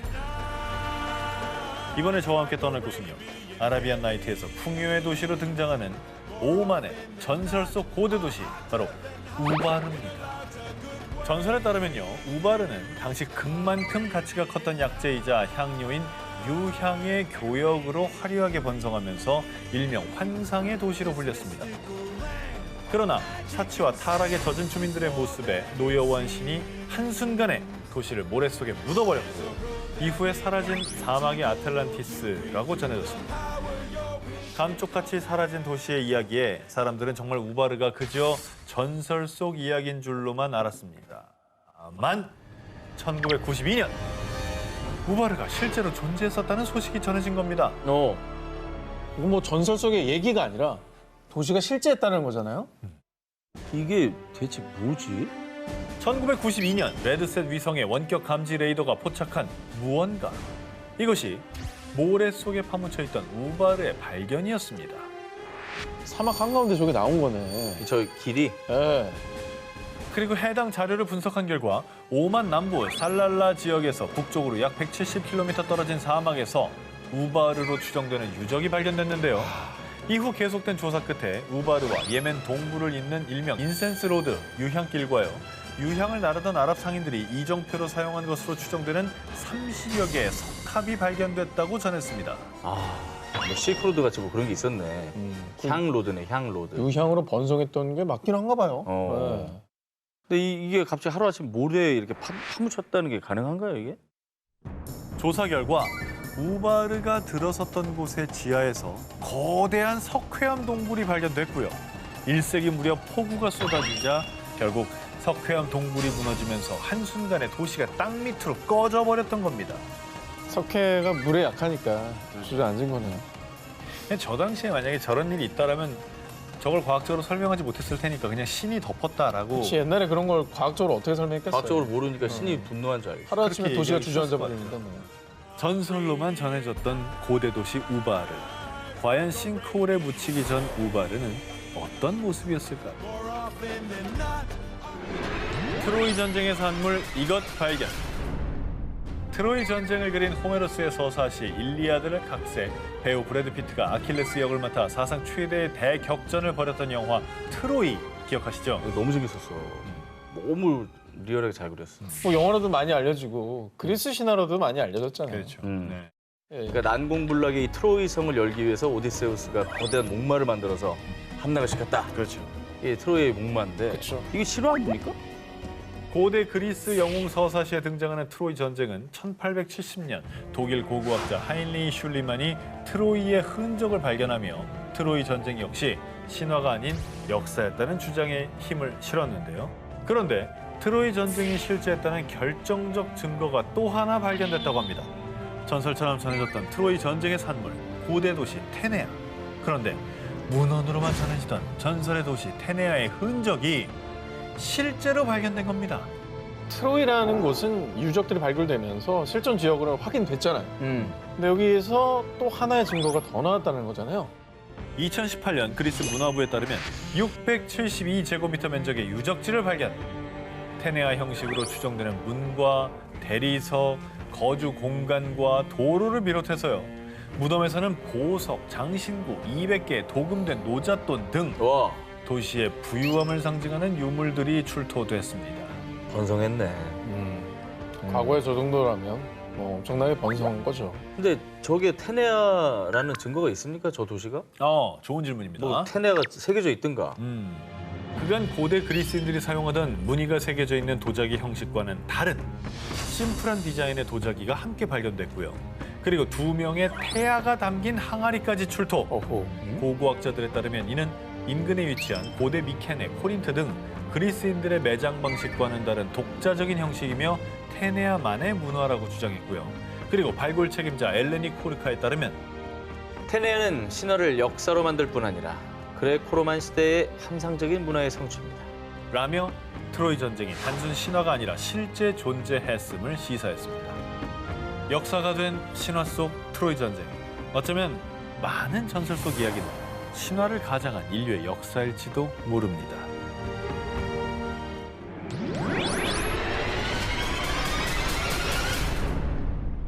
최초의 인류로 불리는 오스트랄로피테쿠스를 시작으로 우리 인류를 크게 봤을 때 호모 에렉투스, 호모 사피엔스, 호모 사피엔스 사피엔스로 진화했다는 것이 우리가 배우고 외워온 인류의 진화 과정입니다.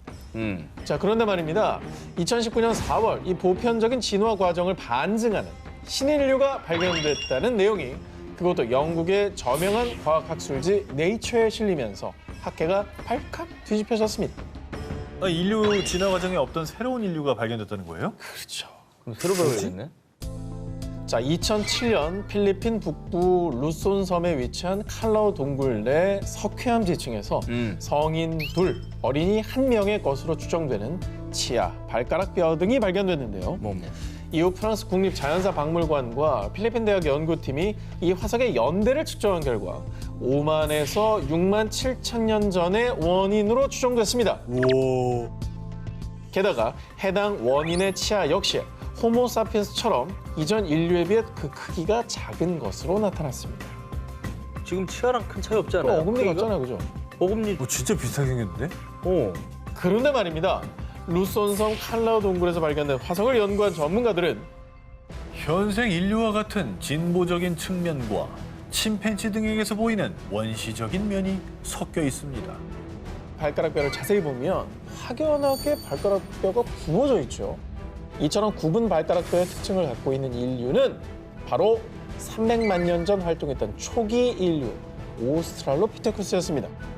그 수백만 년 차이 나는 초기 인류하고 현생 인류의 특징을 동시에 갖고 있네요. 오스트랄로피테쿠스와 호모사피엔스를 동시에 가지고 있는 거예요. 치아는 저 현생 쪽이고 네. 저 발가락뼈는 초기 인류 형태고. 어떻게 진화 과정의 중간쯤 되는 사람이라고 봐야 되는 건가? 그런가? 다양하게 이루어졌다는 걸 보여주는 증거가 나온 거죠. 그러니까 일렬 종대가 아니라 다양한 그 종들이 있었다는 거죠. 그렇습니다. 그리고 인류의 특징이 혼재된 이 신인류는요. 화석이 발견된 루손섬의 이름을 따 호모 루소넨시스라 이름 붙여졌는데요. 5대 인류와 현생 인류의 특징이 공존하는 신인류 호모 루소넨시스. 이들이 살았던 문명은 과연 어떤 모습이었을까요? 현재 지구상의 대륙이 몇 개죠? 5대양 6개수 아닙니까? 5대양 6대제 남극까지 7대륙입니다. 자, 그런데 1995년 미국의 지구물리학자 브루스 앤딕트는요. 현재 8번째 대륙이 바닷속에 있습니다. 또 아틀란티스 얘기하는 거 아니에요? 아니야, 아틀란티스 아닙니다, 이거. 아니면 그죠? 아까 저기 오 기자가 처음에 얘기한 북극 밑에 대륙 얘기하는 거 아니에요? 자, 그는 7개 대륙에 이어 8번째 대륙, 일명 질랜디아가 존재한다고 주장. 아, 질랜디아. 그리고 그가 8번째 대륙으로 지목한 곳은 뉴질랜드와 뉴칼레도니아가 있는 오세아니아 지역인데요. 사실 뉴질랜드, 뉴칼레도니아를 비롯한 인근 섬들은 단순한 섬이 아니라 대륙의 일부라는 거였습니다. 자, 그리고 12년 뒤 루엔딕 교수의 주장에 힘을 싣는 또 다른 연구 결과가 발표됐는데요. 2017년 뉴질랜드의 지질학 과학연구소 역시 질랜디아가 단순한 해저 지각이 아니라 약 490만 제곱킬로미터, 한반도의 약 22배에 해당하는 8번째 대륙이라고 주장합니다. 어휴, 대박이다. 아, 걔네들이 이렇게 떠 있는 게 섬인 일부들이 거구나. 나와 있고 밑에 다 가라앉았다. 그럴 수 있겠네. 자, 해당 연구팀은요. 질랜디아 대륙으로 추정되는 해저에서 약 8,000점 이상의 화석 표본을 채취했는데요. 그리고 그 결과 육상신물의 화분과 포자가 발견됐다는 겁니다. 아, 떠 있었네, 그럼. 진짜 그렇게 볼 수 있다 이거죠? 언더더 씨가 저기네, 사실 상상 속에 언더더 씨 있는 저기네. 지난해 9월 질랜디아 대륙으로 추정되는 곳이죠. 뉴질랜드 북섬 타라니키 해안에서 발견된 펭귄 화석을 분석한 결과가 공개됐는데요. 펭귄 화석? 이 펭귄 화석은 지금껏 알려지지 않은 약 300만 년 전 고대 펭귄의 화석으로 추정. 해당 연구팀에 따르면요, 이 고대 펭귄들은 현대 펭귄들의 조상격으로 과거 오랜 기간 진랜디아에서 서식하다가 지각 변동으로 대륙이 가라앉자 남반구 곳곳으로 흩어진 거라고 합니다. 야, 그럼 진랜디아라는 대륙이 있었다는 실제로 얘기네. 육지에 있었다. 그러니까 지금은 바다 밑에 가라앉았지만 그 당시엔 그렇지 않았다라는 상당히 좀 근거가 있네요. 그러니까 바다에서 펭귄 죽으면 그 뜨죠? 아니 그러니까 또 뼈가 되면 또 가라앉죠. 가라앉지. 그럼 걔가 가라앉아서 된 거 아니에요? 예? 땅이 올라온 게 아니고 아니 근데 기본적으로 땅 안에서 발견된 화석이다. 땅 아니요?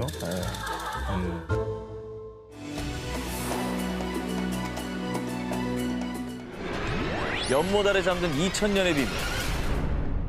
중국 저장성의 작은 마을 롱유. 이 마을에는 바닥 없는 연못이 있다라는 전설이 전해지고 있었다고 하는데요. 거대한 수수께끼를 품은 2000년 전 연못의 비밀을 지금부터 소개해드립니다. 1992년 이 마을의 주민들은 바닥 없는 연못의 실체가 몹시 궁금했던지 연못 탐험을 시작했습니다. 17일에 걸쳐 연못의 물을 다 빼낸 마을 주민들은 무언가를 발견하고 경악을 금치 못했습니다. 혹시 그 지하 세계로 내려가는 터널을 발견했나요? 오, 거기다 돌을 던져봤더니 총소리가 났나요? 아니면 거기서 3m짜리 아니 거인이 생명을 나왔나요? 찬 거인이 나온 거 아니에요? 연못 아래에서 발견된 것은 거대한 수중 동굴이었습니다. 진짜? 높이 20에서 40m, 1000에서 3000 제곱미터 규모로 총 24개가 발견이 되며 진짜 크다. 놀라움을 자아냈습니다. 자, 2000년 전 만들어진 것으로 추측이 됩니다. 그런데 더 놀라운 것은 이 동굴들은 자연적으로 형성된 동굴이 아닌 사람이 오로지 끈을 이용해서 만들어낸 인공 동굴이라는 점입니다. 이야. 그리고 이 룽유 동굴 안에는 정교한 조각뿐 아니라 교량과 계단, 기둥까지 발견됐지만 신기하게도 이 모든 작업에 불을 사용한 흔적이 전혀 없었습니다. 아니 근데 저 정도면 진짜 누가 만들어 놓고 그거를 일부러 물 안에다가 묻었다라고 말하는 게 더 믿길 정도예요. 그러기에는 부피가 너무 커요. 근데 규모가 너무 크잖아. 한 개도 거의 아니고 도시인데? 24개 동굴을 그냥 끌로 이렇게 이걸로 만들었다는 게. 아니, 요즘 기술로 저걸 저렇게 파내려가도 되게 어려운 일일 것 같은데요? 이곳을 조사한 고고학자들은 동굴에 햇빛이 드는 시간 동안에만 작업했을 거라고 추측. 하지만 왜 굳이 전기도 장비도 없던 당시의 기술력으로 힘들게 수중의 대규모의 동굴을 만든 것인지, 그리고 어떻게 이렇게 오랜 세월 잘 보존될 수 있었는지 무수한 의문만 생기게 됩니다. 롱유 동굴은 왕가의 무덤이었을 겁니다. 아닙니다. 채석장이나 저장고였을 겁니다. 자, 하지만 왕실의 무덤이라면 있을 법한 유물들이나 매장 흔적이 발견되지 않았으며, 그리고 돌이나 얼음을 채석했다면 어떻게 수중까지 돌과 얼음을 운반할 수가 있었겠냐는 것이죠. 그 어떤 역사서에도 기록이 남아있지 않아서 미스터리로 남아있습니다. 아, 이거 정말 신기하다. 정말 저게 만약에 물속에 있고 저 안에서 저걸 조각해냈다면 거기서 나온 돌을 어떻게 가지고 올라오냐고. 아니, 그리고 어떻게 저 물 안에서 저걸 그것도 너무 어려워. 잠수 뭐 스쿠버 장비가 있는 것도 아니고. 1분이나 잠수하면 다행인데? 만약에 안 되고. 국가적인 어떤 권력이 주도해서 저걸 만들었다면 기록이 거의 있어요. 진시황릉 수준의 공사인데 그러면 기록이 기록이 있겠죠. 유네스코 세계문화유산이자 세계 7대 불가사의로 불리는 캄보디아 앙코르와트. 12세기에 건립된 이후 크메르 제국, 앙코르 문명의 번영을 상징했지만 그 옛날 도대체 어떤 기술력으로 이 앙코르와트를 세웠는지, 크메르인들은 어디에서 살았으며 또 어떻게 살았는지, 그들이 살았던 도시의 흔적은 지금까지도 밝혀야 할 숙제입니다. 진짜 신비한 곳이야, 저는. 그 규모와 수준 정말 대단하잖아요. 자, 그런데 2012년 호주 고고학 연구팀은 여의도 면적의 655배에 해당하는 총 1900제곱킬로미터의 면적을 레이저 스캐닝을 통해 조사한 결과 약 1000년 전 중세 도시를 발견했고요. 이 도시들은 679제곱킬로미터에 해당하는 캄보디아에서도 프놈펜의 규모에 필적할 것으로 추정. 어허. 그리고 학계에서는 동남아시아 역사를 뒤집을 새로운 발견이라며 들뜬 반응을 보였습니다. 그 이유. 이 전설로 존재했던 크메르 제국의 잃어버린 도시를 찾았습니다. 고고학자들에 따르면 이 도시가 바로 역사에 기록되어 있지 않지만 고대 비문으로 전해지던 전설의 도시. 서기 8세기에서 9세기 사이에 세워졌다고 알려진 곳. 앙코르 이전보다 앞서 세워진 크메르 제국의 최초의 수도 마헨드라 파르바타라는 것입니다. 그러니까 크메르 제국의 앙코르보다 앞선 대도시가 있었다는 거네요. 그렇죠. 이 연구팀은 이곳에서 왕궁과 피라미드 형태의 사원, 연못 등을 발견했는데요. 뿐만 아니라 크메르 제국의 힘의 원천이자 상징인 물을 이용하는 수력 시스템이 대규모로 발견. 우와. 수로들이 앙코르와트로 연결돼 있다는 사실을 확인했습니다. 이를 두고 연구팀은 수로들이 비록 원활하게 작동되진 않았지만 앙코르 문명이 만든 인공 호수의 근간이 됐다고 주장했습니다. 뿐만 아니라 무려 1000년도 전에 세워진 도시지만 구조물들이 규칙적인 너비의 격자무늬 배열로 정교하게 세워진 도시임이 밝혀졌는데요. 즉 이는 과거 크메르인들이 계획적으로 세운 도시라는 증거인 셈이죠. 그리고 이 같은 발견은 미지의 문명이었던 크메르 제국이 그간 학자들의 예상보다 더 오래전부터 발달한 기술을 갖고 있었다는 점, 제국의 번영과 그 규모가 방대했다는 것을 뒷받침해주고 있는 것입니다. 세계 어디에서든 물을 다스리는 건 권력의 상징이라 크메르 제국이 그 정도의 권력을 유지하거나 네. 혹은 증명할 수 있는 정도의 힘이 있었다는 얘기네요. 그 여러 가지 것들이 인프라가 없었을 텐데 수로와 앙코르 같은 사원들을 다 만든 거죠. 대단하죠. 그 연구를 통해 조금 이런 의문들이 밝혀졌으면 좋겠네요.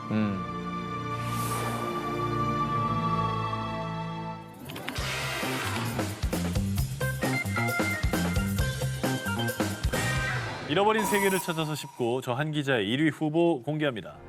우리가 배운 인류 최초의 문명은 기원전 3500년경 시작된 메소포타미아 문명이죠. 그런데 말입니다. 전 세계인이 다 알고 있는 역사를 바꿔 모든 걸 다 바꿔 이 형 좀 바꿔. 모두 뒤집어버리는 충격적인 주장이 제기됐습니다. 무려 기원전 7500년경에 탄생한 것으로 추측되는 신문명이 발견된 겁니다. 황하 외웠잖아요. 메소포타미아, 이집트, 그다음에 겐지스 뭐 이런 식으로 우리는 배웠는데 와 발견이 여태 왜 안 된 거야? 어디에 있었기?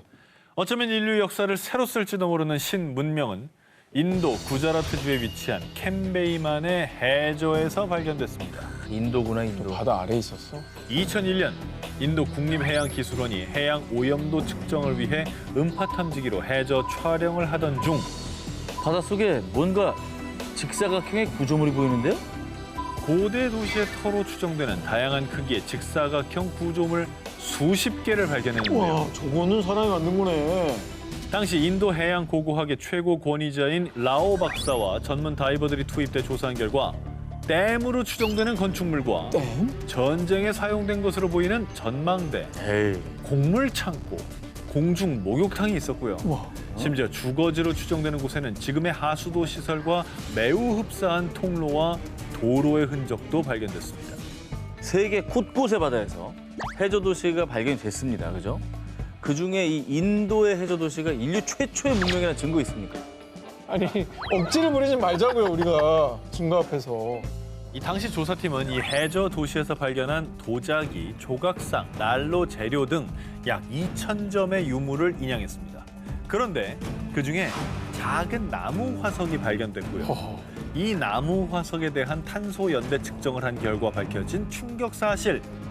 이 나무 화석의 연대는 기원전 7545년에서 7490년 사이의 것으로 보입니다. 정말 놀랍게도 나무 화석의 탄소 연대에 따르면 이 해저 도시의 문명이 인류의 4대 문명보다 앞선 무려 기원전 7500년경에 시작됐을 수 있다는 겁니다. 근데 사실 그 나무 화석이라고 하는 게 저 해저 도시의 유적이 맞을까요? 이게 흘러 들어가지고 이렇게 들어간 거 아닐까요? 안타깝게도 이 나무 화석의 용도는 밝혀지지 않은 상태로요. 그렇지. 나무 화석과 이 해저 도시의 연관성은 찾지 못했다고 합니다. 인도 캔베이만에서 발견된 해저 도시. 과연 그 도시는 인류 최초의 문명 도시였던 걸까요? 신비한 황금의 도시 마추픽추의 나라 잉카 제국. 13세기경 건국 초기엔 페루 근교를 지배하다가 15세기 말에는 서부 남미 일대를 장악, 거대 왕국으로 성장을 했습니다. 근데 문제는 현재 잉카 문명에 수많은 유적이 남아있음에도 불구하고 문명 자체가 미스터리 그 자체란 사실이죠. 그래서 지금 저와 함께 세계 7대 불가사의 잉카 문명의 비밀을 파헤치러 대탐험을 떠나보겠습니다. 전설로만 전해지던 잉카 제국이 본격적으로 그 실체를 드러낸 것은 1911년 미국의 고고학자인 하이럼 빙언에 의해서 페루에서 고대 도시인 마추픽추가 발견된 것이었습니다. 몇백 년의 세월에도 불구하고 면도칼 하나 비집고 들어갈 틈이 없이 맞닿아 있는 돌들. 마추픽추의 건설 시기가 1450년경으로 추측이 되는데요. 그 당시 이렇게 정교한 건축술이 있었다는 게 충격 그 자체, 미스터리였습니다. 그냥 어떻게 저 위로 저걸 가져가냐고. 그리고 평지에다가 저걸 다 쌓아서 뭘 지었다고 해도 놀라운 거긴 해요. 근데 저 2,400m 뭐 정말 높은 산이잖아요. 말이 안 되죠. 오죽하면 외계인 소리 나오겠습니까? 의문은 이뿐이 아닙니다. 여러분은 과거 잉카인들이 어떻게 농사를 지었을 거라 생각하시나요? 농사도 뭔가 최첨단인가요? 여기도 뭐 최첨단 뭐 농기계 이런 게 나오나요? 잉카인들이 농기구로 사용한 것은 철이나 청동기가 아닌 바로 돌! 그들은 돌을 이용해서 농사를 지었다고 합니다. 이미 조선시대에는 쟁기도 있고 낫도 있고 호미도 있고 다 쓸 텐데. 자, 심지어 한때 서부 남미 일대를 장악했던 잉카 군대의 주 무기 역시 총 등의 최첨단 무기가 아닌 돌도끼와 나무 곤봉! 임진왜란 때 조충 들고 외구가 쳐들어왔는데. 맞습니다. 야, 정말 시대가 안 맞는 것 같은 생각이 들어요. 밸런스가 너무 깨지네. 결국 석기를 바탕으로 고도화된 잉카 제국은 16세기 철기로 무장한 스페인 군대에 의해 멸망하고 말았습니다. 다른 문명보다 훨씬 뒤늦은 석기 문화와 훨씬 앞서 나간 초고도 과학기술을 동시에 지녔던 잉카 문명. 과연 어느 쪽이 진짜 그들의 모습이었을까요?